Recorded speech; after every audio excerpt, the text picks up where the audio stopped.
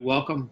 Let's start with Daniela at Albino Rocca in Barbaresco. And I'm going to put a picture up of the winery. Tell us a little bit about your family's history and when the winery was established, and yes, sure. It's your family who runs the winery today. Thanks, Tom, for really organizing today this webinar about Barbaresco. Okay. And so Albino Rocca was my grandfather, but my family has been based in Barbaresco for also many generations. I mean, already we know that Rocca Carlo, one of our ancestors in 1894, was selling the grapes to the produttori. But then my great-grandfather Giacomo and my grandpa, they were the two that started to make wine, and so we consider the very first Albino Rocca's label dated 1970. This, let's say, it's really the beginning of Albino Rocca winery. Along with my grandfather Albino, also my dad was Angelo, was a very important person in our family. So he has represented the generation that really wanted to change something in the region. That this was the generation that has also more possibility to invest, you know, to build new cellars. And especially, I think what was important was the, you know, really, they wanted to change the quality of the grapes and of course the quality of the wines. So that was the beginning of you know, reducing the yields per vine and doing what we are doing actually now, that is the green harvest. So selecting and thinning the, you know, the bunches and the grapes. And so he started. Let me ask you, I mean, the quality of your wines today are just great, but I mean, were the quality of the wines back in the 60s and 70s, I mean, they were still excellent, but was there a noticeable difference, or how would you describe that? But there are, of course, many differences, starting from the weather that has changed, of course, from the 60s and 70s to now. We have a little bit different weather conditions. And so we harvest earlier than that time. Okay. And we are, of course, I mean, doing more selection of the grapes. It's not that we are, of course, we are reducing a little bit the, you know, the yields per vine without exaggerating. You know, we have also to consider every year is different. Every year we have different weather conditions. So I think we are getting more experience, and also in making wine, but also in farming. You know, there's also, for me, especially in the last years, you know, there's a change of generation that is taking more attention to the farming, to the, you know, to how we farm the vineyards, more sustainable. And I think also this is something that it's also very, very important compared to the past. Okay. Ricardo, do you want to comment on that, the changes you've seen? And of course, you just talked about the generational change. So, you know, your parents, Italo, and your mother, Giovanna, you know, I'm sure taught you a lot. So talk about that, about you know, you're not that old, so maybe you didn't have so many wines back in the 70s or something, but talk about the recent changes in terms of quality, in terms of farming. Yeah, as Daniela was saying, we changed in the last decade. Of course, for instance, we are using like 8 years ago. Excuse me for one second. Could you turn your microphone up a little bit? I have a problem hearing you. I can use. That's better. Maybe it's better. Okay, that's better. Can you hear me better?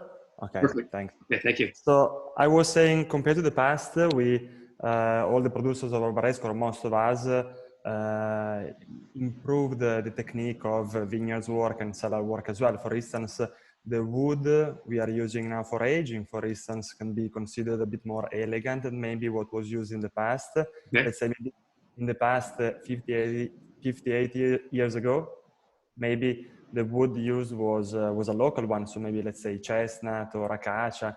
Now most of the wineries works with oak, which is, you know, definitely a little bit more elegant than chestnut. For instance, now most of the producers completely destamps the grapes. Maybe in the past, people were not taking too much attention to the crushing time, so maybe they were breaking stems with the grapes. So within the tanks there was fermenting also, of course tanks, but also with stem, like break the stems. That means extracting also tannins from the stem. So which is not really fine. So maybe a bit more rustic. And this is just some examples, but also, as I totally agree with Daniela, we are, all of us are working a lot to improve ourselves, especially in the vineyard management, which is of course the basic, the most important part of our job, to be a great farmer. So that of course, when you arrive at the harvest time with great quality grapes, you've done the most important part of the job. In the cellar now, it's just about not making mistakes, let's say. So to maintain what you acquired from the vineyard, because, you know, out there we have diamonds. So we don't have to make nothing special in the cellar. We just have to respect that until the batch, hopefully. You make it sound very easy. It's not that easy, of course, but each of us have different techniques, maybe common techniques, but all of us are different, and that's the great beauty of it. So, but again, I can confirm that the investments in vineyards management now it's really important. So most of us are much more, let me say, picky about the vineyard. Let's say we are much more focused on the vineyards. Also, I can say in general, in a very sustainable way. Now Barbaresco, I think, is doing quite good on that. Maybe 20 years ago, there were less people working, let's say, organic or certified, at least organic. Now there are many more than in the past. So that's good as well. Okay, I'm going to stay with you for a little bit, Daniela. I'll come back to you in a few minutes. Kind of move back and forth here. Yeah. For the whole hour. So I'm putting up a picture of the estate, the Cascina delle, and the vineyard. So tell us a little bit about where you're at and about the vineyards, how old the vines are, the soils, etc. So you can see the house from the picture. Maybe we can't see very well from that specific picture, but we are on a hilltop in a little district of Barbaresco called Tre Stelle. It also gives the name to a single cru, by the way. But Tre Stelle is basically, for who knows already a little bit the area, is a frazione, is a district between Barbaresco village, Neive. Oh, thank you. Yeah. I have one here. I've got the 13, but I'm going to hold on to it for a few more years. Oh, you have 13? Yes. Okay, I got a 17. All right. But let's say Tre Stelle it's in the core area of Barbaresco, so it's between Treviso, Neive, and Barbaresco villages. Again, the winery is located on top of the hill, and we work in two single crus called Rio Sordo and Tre Stelle, as I was mentioning to you. Yeah, this is Tre Stelle, looking over Rabaia. So the first vineyard we see in front of us is Tre Stelle, and behind is the Rabaia cru. So anyway, the soils there and the subsoils are, we can say they are Marnes di Sant'Agata, so Marne di Sant'Agata fossili laminate. And so for the majority of them, it's composed by clay and limestone, with also some certification of sandy vines. The soils certification in general are not too deep. So let's say we have quite thin soils on top of the subsoils. So that means that the plants have to work a little bit harder than maybe where you can find more or deeper soil. Let's say they are always a little bit under stress. So you have seen from the picture, the vegetation is very thin, so that we don't have brownish or reddish soils. Rather, we have more white soils. We say terre bianche in Italiano. Okay. So they're very thin, calcareous. So that give us the opportunity to have fantastic vertical and very elegant wines. Especially talking about tannin structure, if we focus on Tre Stelle, which is of the two, so between Tre Stelle and Rio Sordo, Tre Stelle is the one that has thinner amount of soil with bluish limestone almost at the surface. So Tre Stelle between the two is the one that always have a beautiful verticality and elegance, and it's very bright. Rio Sordo has in general a bit more soil, so about a meter of soil on top. So before the limestone and clay start, so that means the wines in general are a bit more muscular, a bit more depth maybe. Absolutely different, but they are one next to the other. The two crus are convenient. Yes. I really like your comment about, the elegant tannins, and I think that's one thing that should be emphasized about Nebbiolo, whether it's a Barbaresco or Barolo, is that these wines often, certainly in the hands of the best producers from the best sites and the best years, they have a beautiful feminine character to them. Yeah. And, yes, they're very tannic. They're going to live a long time. And, years ago, they used to need a long time. They're more approachable now. But Barolo is not this wine that hits you over the head like Cabernet Sauvignon does too often, in young wine. So you want to comment on that? Yeah. Well, in general, I can say the huge richness we have in Barbaresco is that is the soil with these microclimates. So, on my point, in my opinion, on my point of view, we have the great, the unique opportunity to show finesse and elegance, because believe me, you can't add that to the wines. Right. In some ways, power, structure, you can add it in the cellar, maybe with a certain kind of aging, certain technique, but finesse and elegance, if you don't have them in the soils, you cannot get them. So it's exactly what I think all of us are focused on, to maintain that character, which makes Barbaresco so special. Great. Daniela, can you comment on that about, you can finish up some of your comments about your winemaking these days and how you bring out elegance and about, about Nebbiolo, about Barbaresco and Barolo being, very approachable, elegant wines these days. Yeah, this was really our focus in the last years. Already my dad changed a little bit, of course, the use of oak, and he moved from barriques to large barrels already starting in 2004. And after his passing,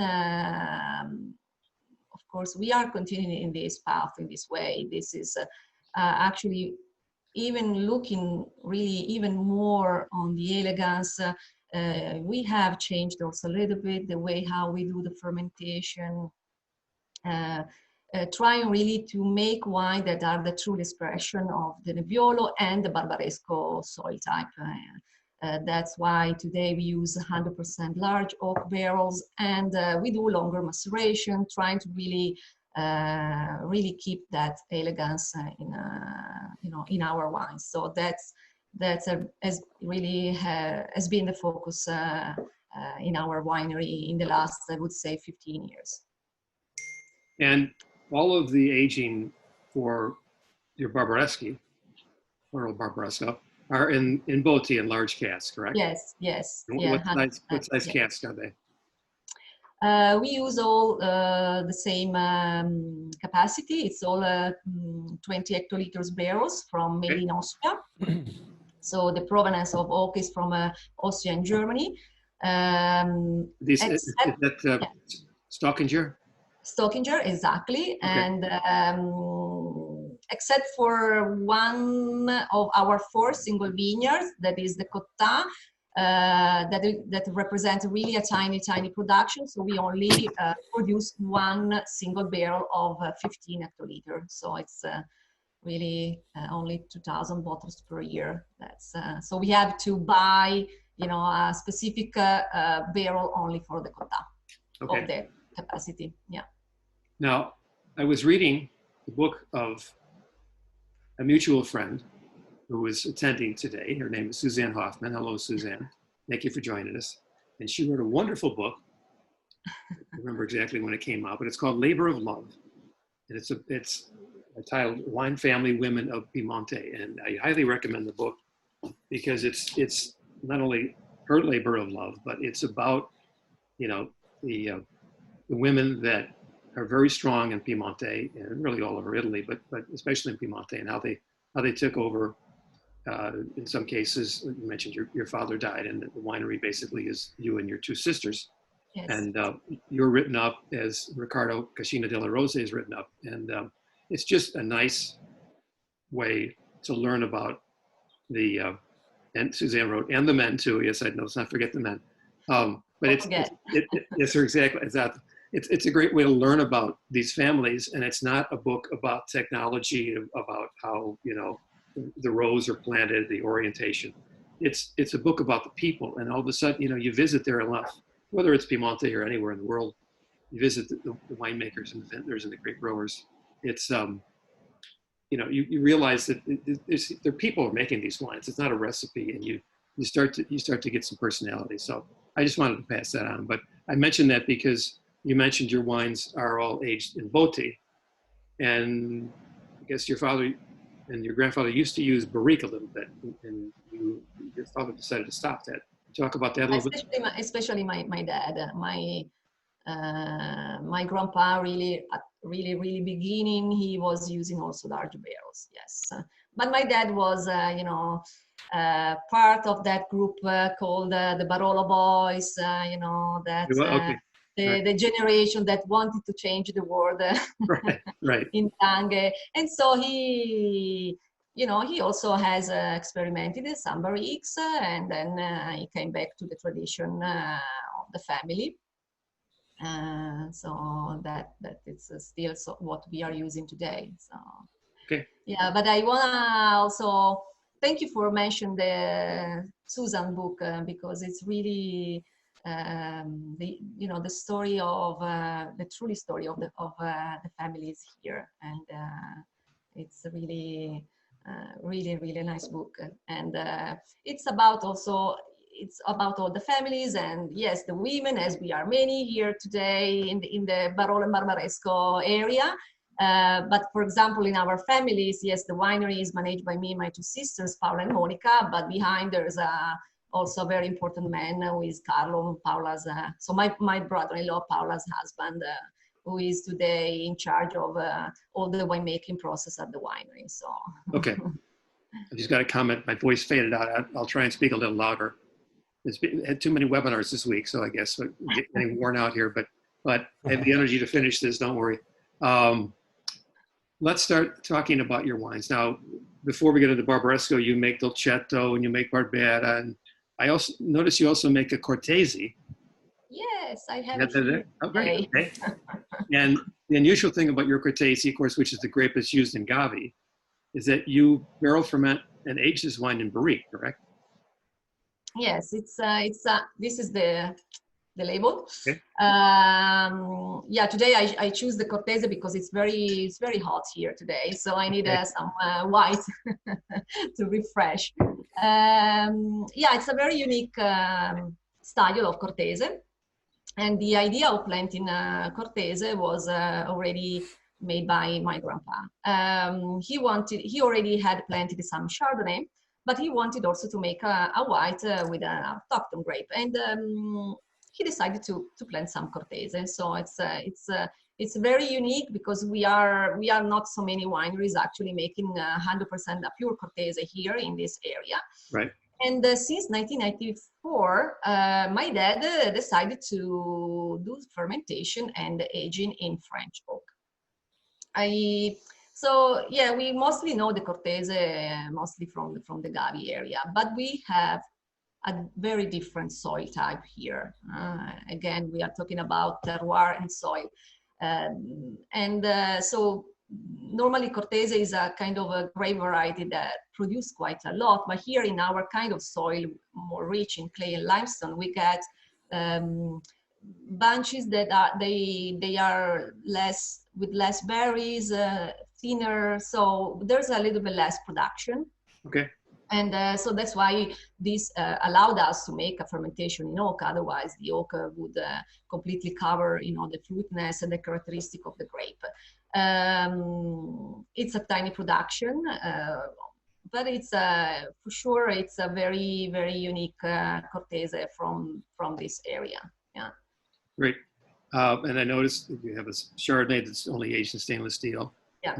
Dolcetto. I published an article this week on Dolcetto. Yeah, I saw. I'm sorry I haven't tried yours because I'm sure I'd love it. But That's so many.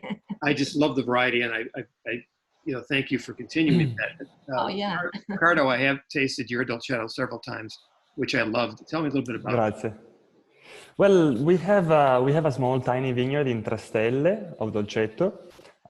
It's actually a 1958 planted vineyard, so it's a huge richness. Years old. I know if we speak like in an economical term, we would need to cut it off and plant Nebbiolo tomorrow.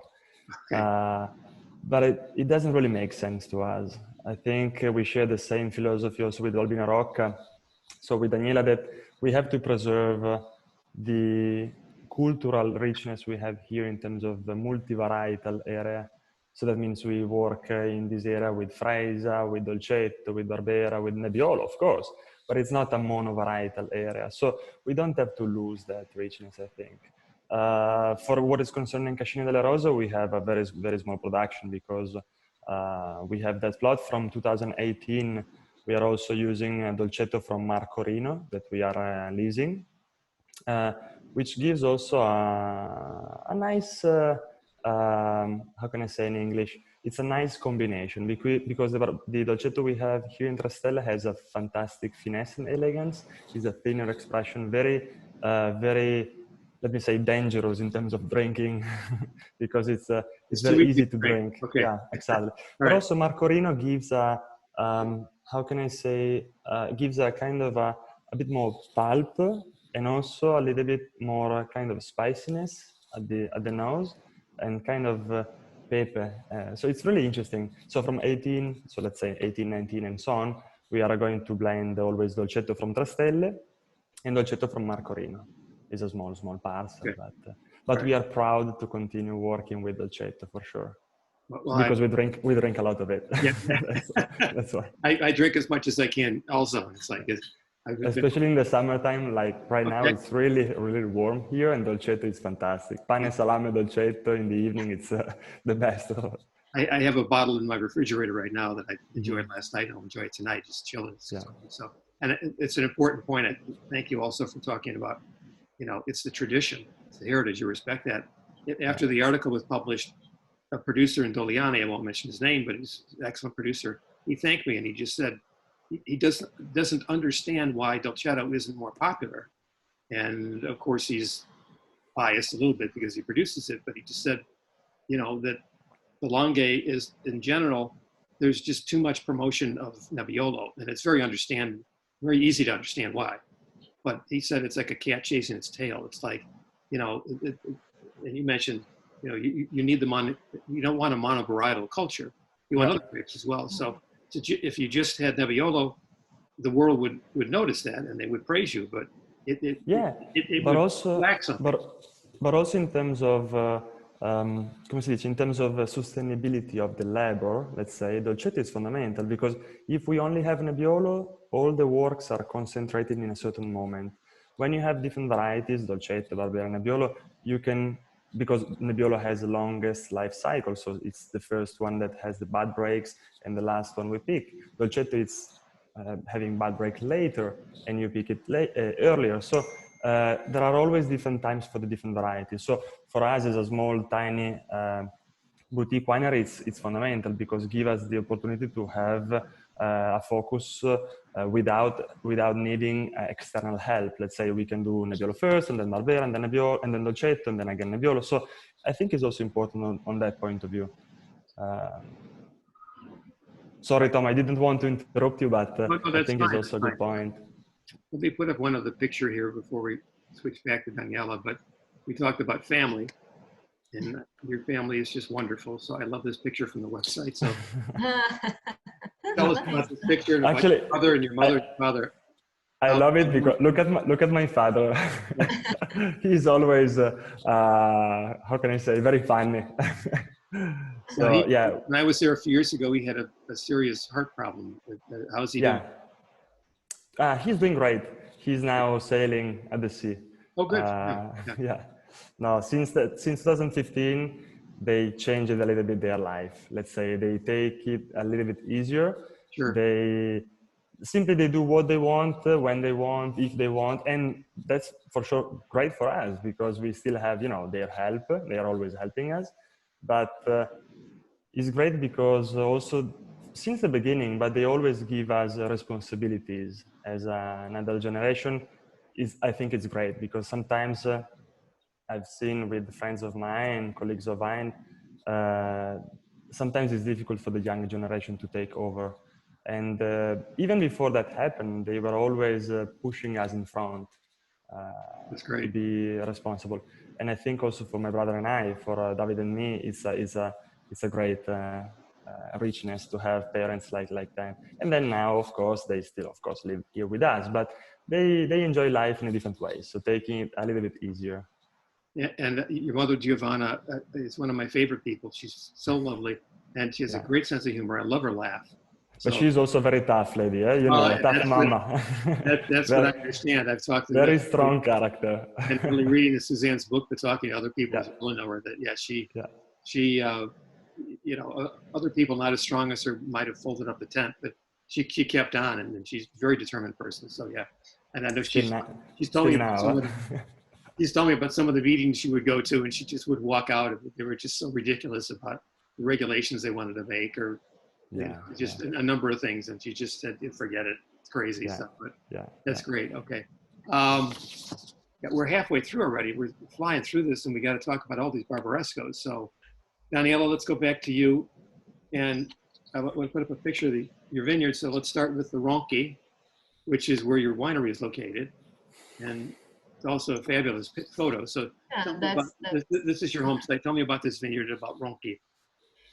Yeah, that's where everything actually has started in our family. This is where the family has been based since almost the beginning. And so that's why we consider the Ronchi our flagship at the estate. We own 3 hectares inside the Ronchi. It's a single vineyard that has all the same exposure southeast, and also Ronchi's vines are our oldest vines, 50 to 70 years old vines. Ronchi also, compared to the other, the remaining 3 single vineyards we are making, is the one that we consider the more, let's say, more masculine, quite structure with good tannins, and normally is the one that we put aside in our cellar. My dad started to make the Ronchi single vineyard in 1986. This was the beginning when he started to put on the label. At the time was Brick Ronchi, because we own part of the Ronchi, mostly from the middle part of the hill to the top, and now since 2007 is Ronchi. Okay, let's talk about Montalcino, which is Montalcino. Get that picture up here. That's a small section of San Rocca Cascina delle. Exactly, is a very, very interesting area for growing Nebbiolo. It's now we don't have a map, but it's the very southern part of the Barbaresco district, about 4 kilometers from the winery. It's basically an extension of the town of Alba, correct? Yes, exactly. It's the smallest part of the Barbaresco district, but very interesting thanks to the elevation. This is the highest point. The southern part of the Barbaresco district is the highest point of the area. How many meters above sea level? But the highest point is 450. Okay, it's pretty high. Here in Barbaresco, for example, the Ronchi is in between 250, 280. Okay. Our Montalcino is not really on the top, but is about 330 meters. That is already higher compared to Barbaresco. So it's always, this is always the last plot we harvest. And you know, especially now in these last years, it's an area where we are noticing how it's, you know, it is important, the elevation, especially in warm vintages. This is an area close to the Alta Langa, so we get more wind from you know, from the Alta Langa. It's of course cooler thanks to the elevation, but also what makes this area so different is the soil. Here we have the Serravallian soil. That is the oldest soil of the Langhe. It's also the soil that you can also find in Serralunga. It's sand, but it's sandstone. So it's it gets really, when you taste Montersino beside the Ronchi, you can really see the difference of the two areas. Montersino has always an incredible finesse, an incredible elegance, maybe even also sometimes a little bit lighter in color, more floral, but it's very nice to drink even in earlier times. So we have been making Montersino as a single vineyard only since 2012, as the vines are not yet so old. You know, the plot was planted about 20 years ago, and this is a plot that belongs to Carlo. But we think that this is an area to look in the future when, you know, the vines will become older. It's a very interesting area for making Barbaresco. Maybe not as, you know, not as known as, you know, all the single vineyards from the Barbaresco village, but interesting in terms of elevation and the soil type. Right. Well, another great book that people, I'm sure most people watch know, but that they should pick up is by Alessandro Masnaghetti, who's, you know, knows more about Barolo and Barbaresco than I think about 100 people, winemakers combined. It's amazing, his knowledge, and he creates these fantastic maps. I noticed under Montersino also, there's quite a bit of, in that vineyard, quite a bit of Moscato planted. Yeah, because historically, being an area with higher elevation was mostly planted by earlier ripening grapes. So a lot of Moscato, but also a lot of Dolcetto in that area. But still, it's still an area where there's still Moscato and Dolcetto planted a lot. Okay. But Nebbiolo is becoming a little bit, you know, there are more growers looking for areas where to plant Nebbiolo there. Yeah. Well, I tasted the Montersino 2017, which is the current release, and found it to be lovely, as I also tasted the Ronchi. The Ronchi is a little more floral, the Montersino a little spicier to me, but both very elegant wines. And I will admit that, first of all, following 2016, which is an amazing vintage, the 2017 was never going to live up to that. But then being there in September and also in June, when it was incredibly hot, and it was one of the earliest vintage, maybe the earliest harvest you ever had, I was afraid that 2017, the wines were going to be so, you know, just sort of heavy-handed. And they're not at all. They're very elegant wines. You talk about that with your 2017 Barbaresco? Yeah, that's absolutely true. It was really, yeah, it was warm and dry in 2017, but we had a very great end of the season. So 2-3 weeks before picking Nebbiolo, the temperatures dropped down, and it was perfect to get really nice ripeness of the grapes. So 17 really are showing a great freshness, despite, you know, the warm temperatures we have registered in that year. I think also we are learning how to manage warm vintages. You know, we have more experience, and now we know how, you know, to maybe protect more the bunches from the heat, keeping more you know, more leaves. we are also maybe in a vintage like 17. It was important not to exaggerate in in thinning the grapes. So we are every year we are learning, and I think today we know how to manage a warm vintage like 17 was. So it was also surprising actually for us tasting the 17 during the aging in barrels, how they were showing nice freshness. So they of course it's a vintage different from 16, that for sure, but there is a balance. There is absolutely definitely a balance in this vintage. So I think this is still a, normally we consider, you know, a warm vintage a vintage that is ready to drink in earlier time, but I would in any case now suggest still to keep it a little bit. Of course they are still it's still young, so. Right. Riccardo, can you tell us your experience with your 2017 Barbaresco? I think I haven't tasted the finished wines, but last time I was there, I think we tasted some out of barrel, and they were very elegant. So tell us about the year and about what Yep, I completely agree. I completely agree with Daniela, because the vintage turned out to be quite dry. So we had almost no rain for the entire summertime. It was also warm, not really too hot, but was warm indeed.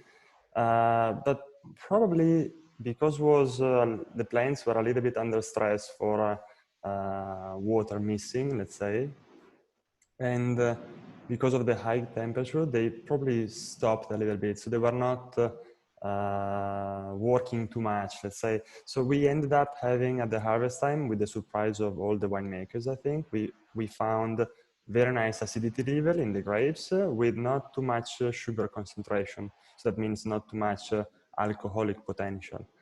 Because normally in the warmer vintages, you get more, sugar density, and so it turned out to be more alcoholic, but that was not in 17. I mean, it was not low, of course, but it was quite, I would say, regular. Maybe, as also Daniela was saying, of course, it's different from 2016. Maybe in 2016, we have a complete phenolic ripening that maybe in 17, because we have picked up earlier the grapes, maybe it has not reached that kind of ripening. But indeed, I love 2017s. There are also great Barbarescos. Let's say I compare it a little bit with 2015. So wines that have, despite the warm vintage, they have nice freshness. They are accessible. They are nice to be drunk even younger. Great for restaurants because, let's say, 2016 or 2013 are fantastic vintage to age as well. Yes. And so 2017, 2015, 2011, now they are showing also fantastic. So we are very, very proud of our 2017s. And again, I agree with Daniela. We are understanding how to manage this global warming, these different climate conditions. But also, let me tell that we are, in some ways, because of the climate change, we are also experiencing an easier situation, because for what people told me 50 years ago, maybe there was much more rain at the harvest time, which normally we don't have now. But typically we also always have, when we harvest Dolcetto, after Dolcetto, there is always some rain, and then Nebbiolo starts with the harvest. But we don't have a lot of rain during the harvest time. So that's good, because harvest is not the best with rain. But with warm temperature, we keep much more leaves on, so the canopy management is very important.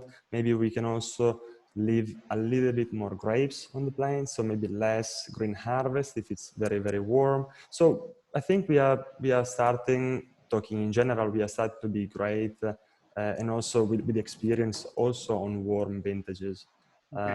And speaking, like agronomically speaking, warmer vintages for sure are easier than cooler vintages in general. But I think in both versions you can find now very interesting Barbaresco. Also 2018, we had a tasting today from Barrel. They are showing amazing. I've heard nothing but praise about 2018 and 19. Several Piemontese winemakers have said Any grape, Yes. any grape is just going to show fantastic. It's just the perfect year. Just to tempt you a little bit. Yes, right, right. And let me just briefly, we still have a lot to cover, but the opposite of 2017, a cool vintage like 2014. I'm writing a new book on Piemonte. People know the secret now, and I'm going to write about vintages, and I would love to have a whole chapter on 2014. I don't think it will happen, but I'm definitely going to talk about how good that vintage was, because to me, it's not a big showy ripe vintage that's going to get big scores, but it's a vintage that's classically structured with beautiful acidity, and it was a cool vintage. So talk briefly, Danielle, we'll start with you about 2014. Actually, 14 in Barbaresco was great, was absolutely great. We also have had a little bit less rain that helped us for sure.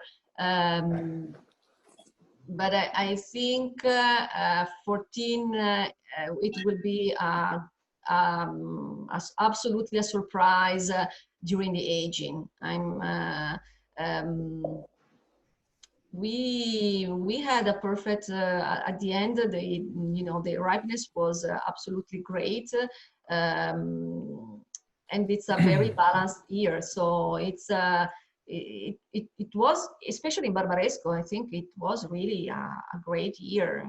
There was this idea of being a bad year, but it was not. And every time I taste 2014, but not only Barbaresco, also Barolo, I love it. I love them because they are vibrant. They have a great freshness. They also are nice to drink already now, but Yes. I'm sure they will be a surprise also with some aging.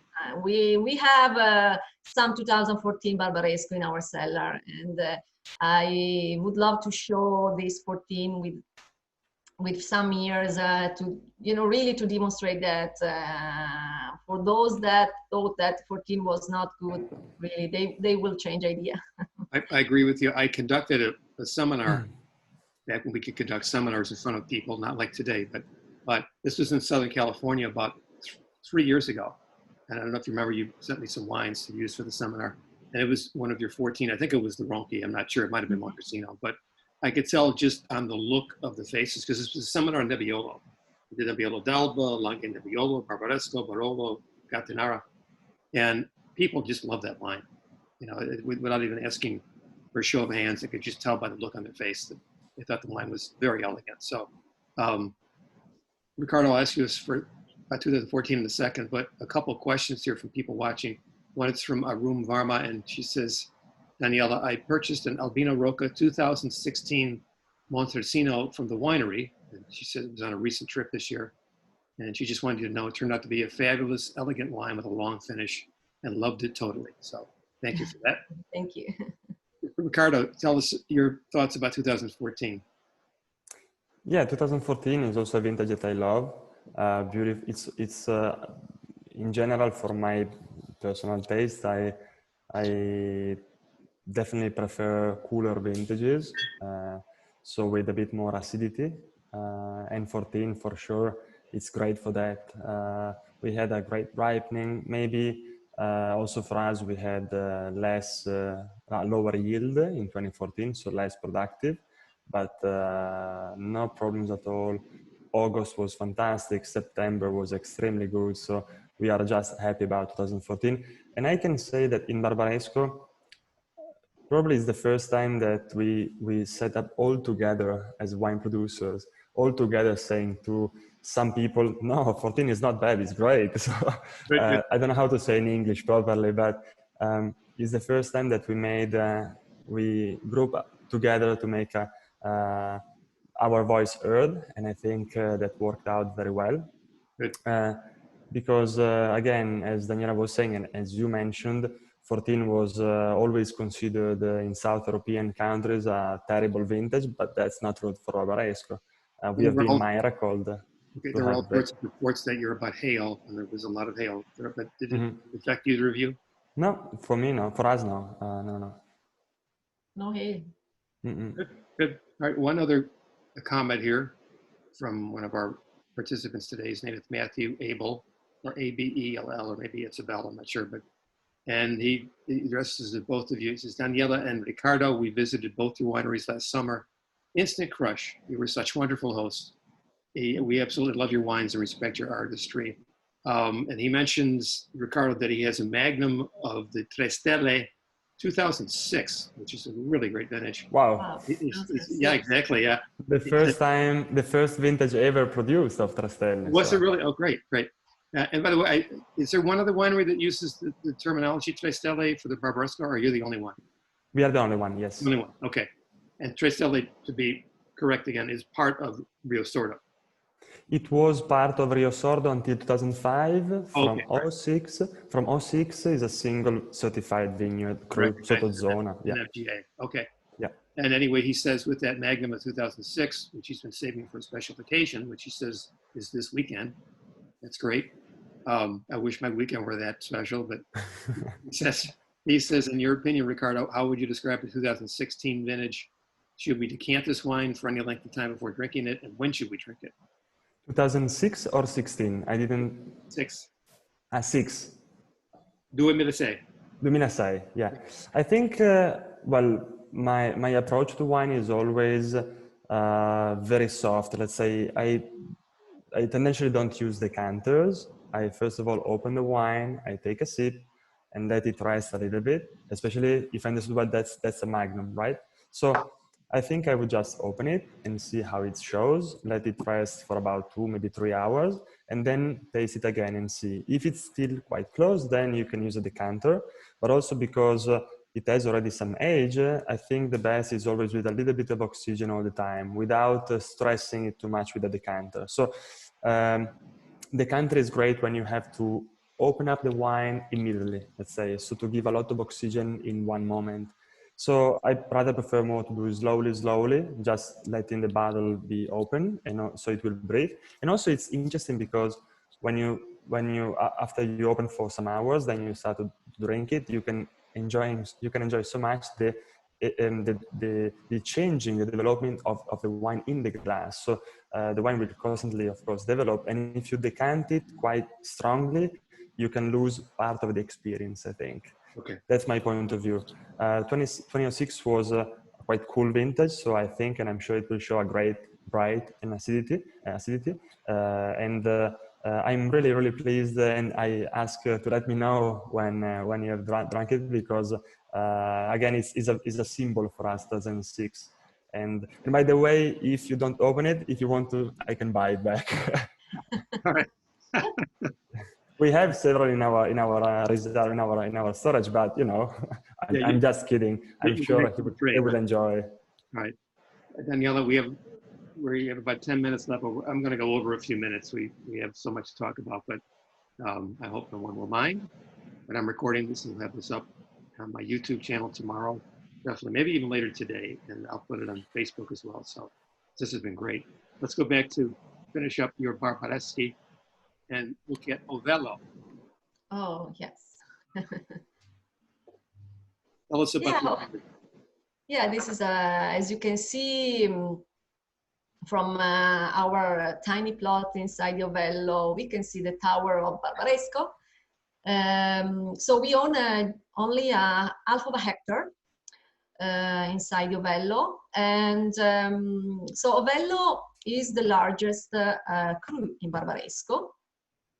That is both covering southeastern part and a southwestern side. Our Loreto, because Ovello is the single, all the cru, but our Loreto is the name of our single vineyard inside Ovello, is located on the western side of Ovello. That is the exposure that is overlooking all the river valley. As you can, maybe from the picture, you can see all the plan. From that area, we can see Alba. So we get a very special microclimate. As you know, from the river, we get some humidity. There are also cooler winds, so cooler nights. Even if it's a west side, so warmer exposure, during the night the temperatures are cooler. And another very important factor about our Loreto is that it's an area more rich in sand. There's really a little bit lighter soil that make our Ovello Vigna Loreto a wine very elegant. It's always an expression of an incredible finesse, with also, of course, also good structure thanks to the age of the vines, as my grandpa and my dad planted this plot 50 years ago, but it's always showing a very nice elegance, really thanks to the composition of the soil that makes really Ovello always very fine, very feminine. Okay, and then just briefly, so we can leave time for Moscato and some other things, but you have a Barbaresco from the commune of Neve, which you started producing a few years ago from Cotta. Yes, which is a different, different style for you, isn't it? Yeah, Cotta. So I mean, the family always has owned this little, really tiny plot inside the Cotta. It's a little bit the lower part of the Cotta. Actually, it's facing the Ronchi, basically. It's only on the other side of the Ronchi, so it's a southwestern exposure. But we, with my sisters and Carlo, we decided to vinify the Cotta separately only in 2015, as the Cotta, part of the Cotta has some very old vines, but some are a little bit younger vines. So we have been waiting that the younger vines were a little bit older in order to, to blend the young and the old vines in order to make really a small production of really one single barrel of 15 hectoliters. I think the beauty today is really, even if it's really more complicated to make, to separate all the single vineyards and to make also those tiny productions. But it's the beauty also of the area today to be able to show the different soil type to the different areas. That's why we have 66 crews in Barbaresco. So they are all different, and we follow the same process, the same vinification, same kind of aging. So they are, all the four are really showing the different sides. And Cotta normally is also showing a good power, as the soil type is not so far from the Ronchi, but also good fruitness. It's a little bit warmer side. So. Okay. But it's again a different Barbaresco, and we are happy, to start to do the Cotta today. Great. And then two final Barbaresco. One is the Ronchi Riserva, and I noticed on your website some of those vines go back to 1950. So we're talking about 70-year-old vines. That must be I've not had the pleasure to try the Riserva. I'm looking forward to that. Yeah. What's the current release on that? Is that 15 or 16 or? So the next Riserva will be 16. 16. Yeah. So that will be out next year. But the last one has been made in 11. So we really only produce the Riserva Ronchi in the vintages that we consider really very good. And so we have been making today only for Riservas. So 2004, 2006, that also it's really a vintage that I love, and 11, and the next one will be 16. Okay, so. And then one final Barbaresco, which I'm sure is very close to your heart, your sisters and everybody in the family, but that's the Barbaresco Angelo, named for your father. So you first made this from 2013, and you make it a little bit differently than the other wines. Tell us about that. Yes, yeah, for us, for me and my sister and Carlo, was very important to make a wine in honor of Angelo, of our dad.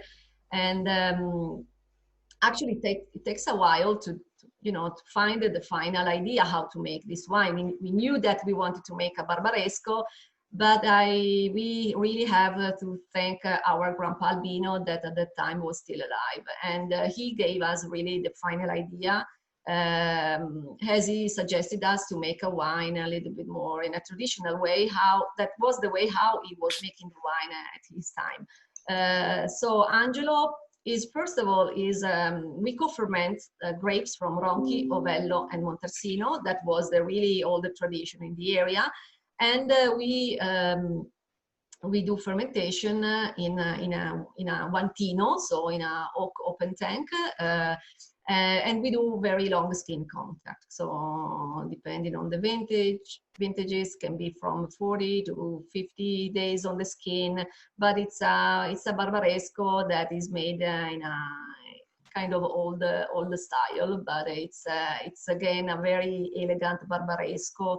Of course, it's a project that was very important for us and very close, as you said, to our heart. Yes. And I've noticed many wonderful reviews and awards from American and Italian publications. So complimente. Grazie, Tom. Riccardo, we talked about your Barbaresco. We just have a couple minutes left, but maybe your most distinctive wine, and it's just lovely and people don't talk about it enough, is the Langhe Nebbiolo.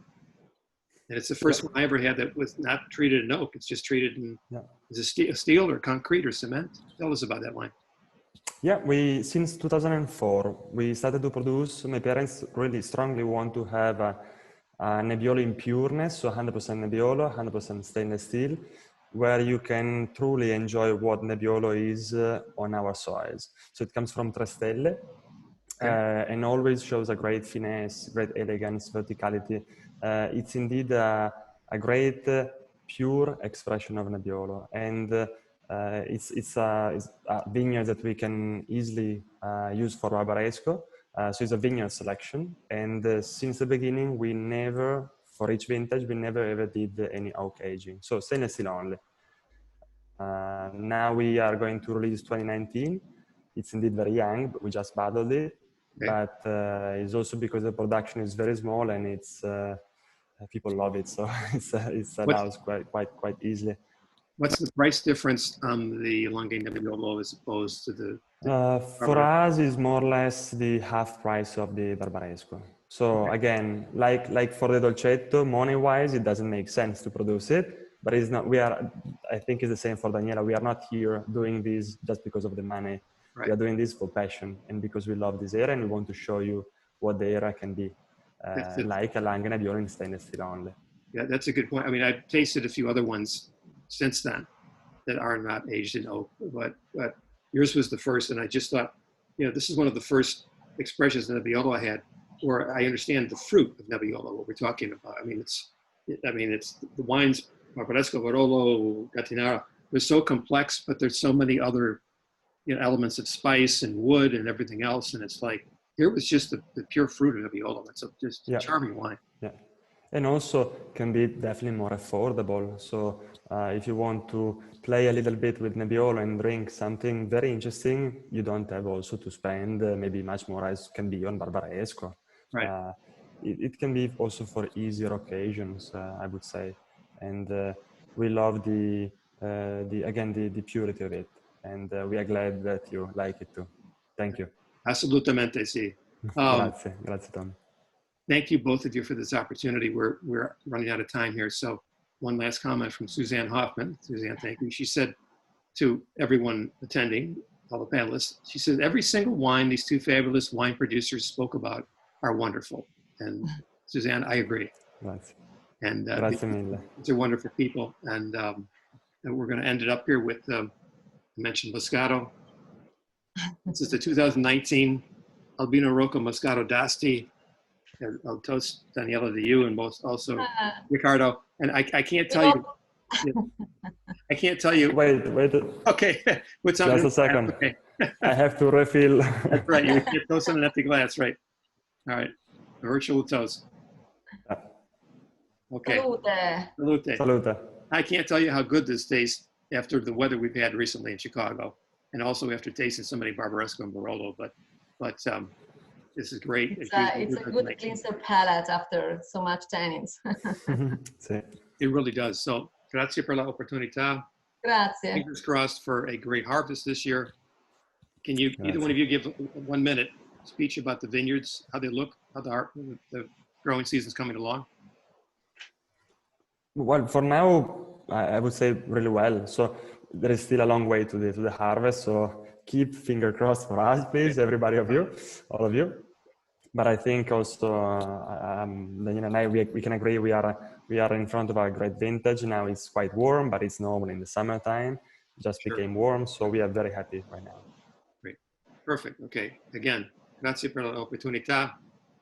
We are waiting for you here, Tom, as soon as possible. I'm dying here at home. I can't wait to get to Italy if the EU ever changes their mind. But we have to clean up our act here in the United States. So, but it'll happen soon enough. So, but I can't wait. So, thank you again. We'll see you soon. Buona giornata, buon lavoro. Grazie. Grazie. Anche a voi. Ciao, ciao a tutti. Ciao.